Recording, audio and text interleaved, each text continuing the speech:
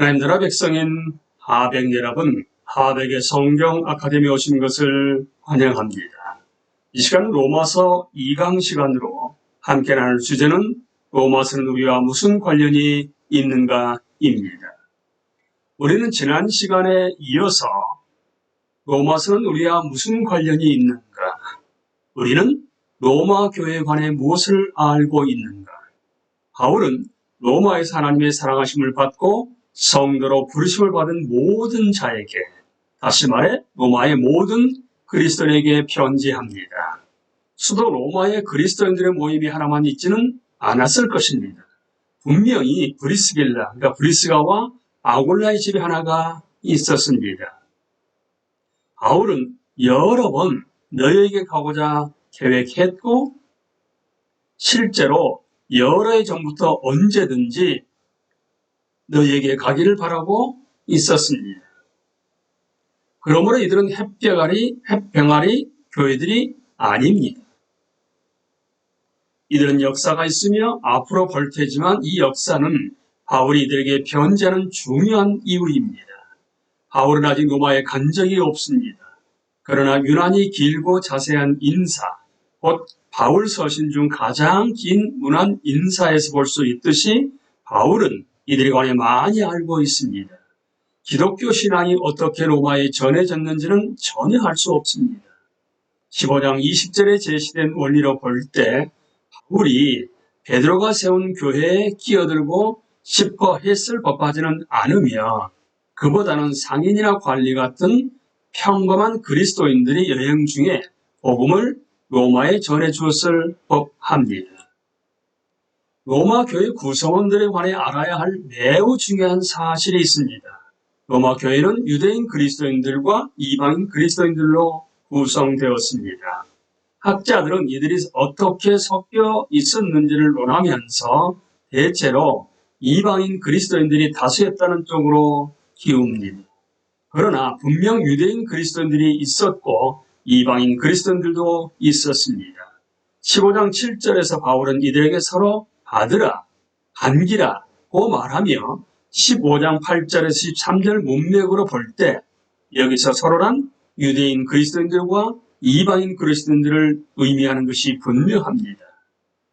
2장 17절에서 바울은 유대인들에게 말합니다. 바울은 그리스도인들에게 편지하고 있기 때문에 여기서 유대인이란 유대인 그리스도인을 의미할 것입니다.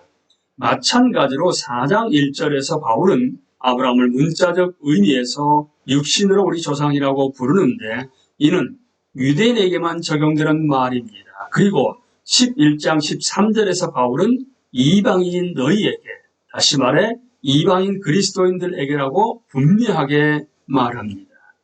로마서를 훑어보면 알듯이 이렇게 교회에 유대인과 이방인들이 섞여 있다는 사실은 엄청나게 중요합니다. 관련 사실이 하나 더 있습니다. 사도행전 18장 2절에서 루가는 로마 황제 글라우디오가 모든 유대인을 명하여 로마에서 떠나라고 했기 때문에 바울이 유대인 그리스도인 아굴라와 브리스길라를 고린도에서 만났다고 말합니다. 이러한 유대인 추방령은 로마 역사가 수에토니우스가 암시하듯이 그리스도를 전한 데서 비롯된 사회 무질서 때문이었을 것입니다. 글라우디오 황제는 주후 49년경 모든 유대인을 그리스도인과 비그리스도인을 가리지 않고 그는 사실 둘의 차이에 관심이 없었을 것입니다. 추방했습니다. 글라우디오의 유대인 추방령은 그가 주후 54년에 죽자 혈액이 소멸했을 것입니다. 글라우디오의 뒤를 이은 네로 황제 때 로마에 번성하는 유대인 공동체가 있었던 것으로 볼 때 추방되었던 많은 유대인이 글라우디오가 죽은 후에 로마로 돌아왔을 것입니다. 바울이 로마서를 쓸 무렵 브리스길라와 아굴라도 로마에 돌아와 있었습니다. 그러므로 그리스도인 상인이나 관리들이 로마의 복음을 전해주기 이미 수년 전 로마에 교회가 있었다고 보아야 합니다. 추측하건대 이 교회는 유대교에서 개종한 사람이나 회당과 연관이 있고 하나님을 경외하는 이방인 가운데 개종자들이 시작했을 가능성이 아주 높습니다. 그런데 유대인 그리스도인들이 로마에서 추방된 몇 년 동안 이방인 그리스도인들이 교회를 맡았습니다. 그러나 글라우디오 황제가 죽은 후 추방되었던 유대인 그리스도인들이 로마로 돌아왔습니다. 이러한 추방과 귀환이 가져왔을 법한 긴장을 떠올리는 데는 많은 상상력이 필요하지 않습니다. 이 부분은 다음 장에 다시 살펴보겠습니다.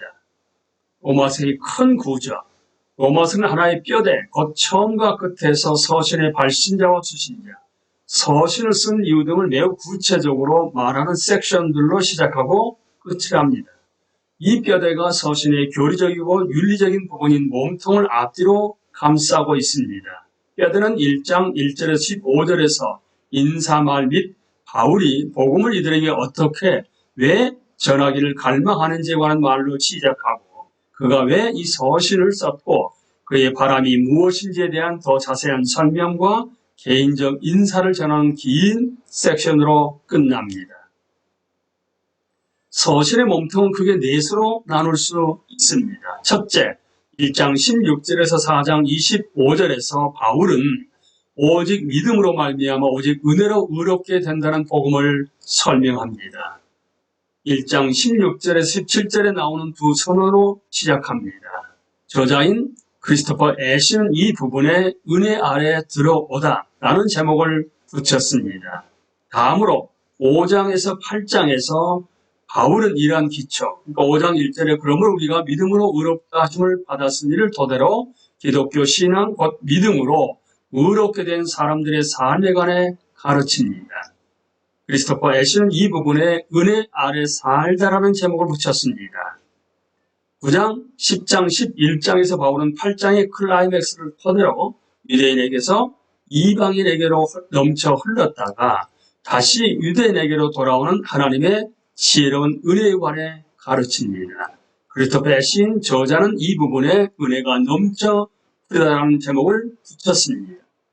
마지막으로 12장 1절에서 15장 13절에서 바울은 지금껏 설명한 것을 바탕으로 하나님의 모든 자비하심으로 수신자들에게 자신을 산 제물로 드리라고 호소하며 이것이 교회로서 이들의 삶에 무엇을 의미하는지를 가르칩니다. 크리스토퍼 애쉬는 이 부분에 은혜가 교회를 빚다라는 제목을 붙였습니다. 여러 면에서 로마서를 가르치면서 붙잡고 실험하지 않으면 안 되는 가장 중요한 문제는 뼈대가 몸통과 어떻게 연결되느냐는 것입니다.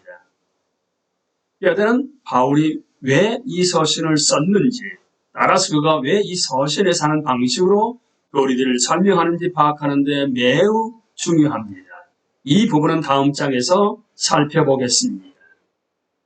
뼈대와 몸통을 정리하면 이렇게 그림이 나옵니다. 1장 1절에서 15절이 서론이고 결론은 15장 14절에서 16장 17절까지입니다. 그리고 뼈대 안에 들어가 있는 몸통은 1장 16, 4장 25절까지는 은혜 아래 들어오다. 이어지는 5장 1절에서 8장 39절까지는 은혜 아래 살자. 그리고 9장 1절에서 11장 36절은 은혜가 넘쳐 흐르다. 그리고 12장 1절에서 15장 13절은 은혜가 교회를 잇다입니다. 그러니까 지금 보시다시피 몸통이 이렇게 연결되는 것이지요. 은혜 아래 들어와야지만이 은혜 아래 살지 않겠습니까? 그리고 은혜 아래 살면서 은혜가 넘쳐 흐르게 되면서 은혜가 교회를 빚게 된다는 것을 애쉬는 몸통의 네 부분으로 나눠서 설명을 하고 있습니다. 로마서의 문책, 로마서는 논리적인 서신입니다. 그러나 직선적이지는 않습니다. 때로 바울의 논증은 한 포인트에서 다른 포인트로 엄격하게 옮겨가는 것으로 보입니다. 그러나 그렇게 단순하지도 않습니다. 특히 바울의 예고편 기술은 알만한 가치가 있습니다. 예고편이 개봉할 영화를 보고 싶은 욕구를 자극하듯이 바울도 때로 나중에 설명할 주제를 미리 짧게 소개합니다. 예를 둘만 들겠습니다. 첫 번째, 6장 13절 19절에서 바울은 수신자들에게 하나님이 사용하시도록 그들 자신을 하나님께 드리라고 말합니다. 그리고 12장이 가서야 바울은 이 부분을 자세히 설명하는데 12장은 자신을 하나님께 드리라는 동일한 명령으로 시작합니다. 두 번째, 더 일관된 예는 성령의 사역입니다. 8장에서 바울은 성령께서 신자들에게 하신 일을 매우 자세히 말합니다. 그러나 이미 2장 29절, 5장 5절, 7장 6절에서 그리고 저자인 크리스토퍼 애쉬가 생각하기에 2장 6절에서 15절에서 암시적으로 이러한 성령의 사역을 예고했습니다. 그러므로 우리가 로마서를 읽을 때 논쟁이 언제나 엄격히 직선적이라고만 생각하셔는 안 됩니다. 예고편을 잘 살펴보는 지혜가 필요합니다. 우리는 이 시간까지 로마서는 우리와 무슨 관련이 있는가에 대해서 함께 나누었습니다. 강의를 마치겠습니다. 감사합니다.